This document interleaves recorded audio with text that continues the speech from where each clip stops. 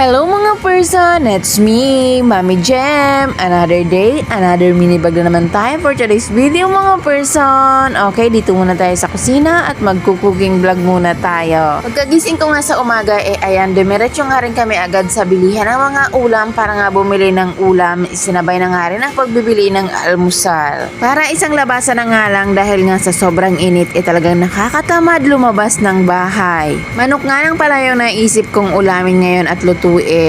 Pagkatapos ko nga rin mag-almusal dyan, ayan, dumiretso na nga rin ako sa pagbabalat ng aking mga babalatan at magluluto nga rin pala ako ng bihon ngayon dahil nga si Mama Mary ay ibababa na ngayon. Para naman may konting pakain tayo doon sa mga kukuha kay Mama Mary. Kaya pansit na nga lang yung naisip kong lutuin at bumili na nga lang din ako ng tasty. Kikiam lang pala ang isasawag ko sa pansit dahil konti nga lang talaga ang lulutuin kong pansit. Hindi pa nga rin ako nagsisimula magluto dyan, talagang hihiwain ko muna lahat ng pansahog sa karne at sa pansit. Talaga naman para tuloy-tuloy na ang gawa. Mas madali rin kasi magluto pag yung mga gagamitin mo ay talagang naka-ready na at hiwa na lahat.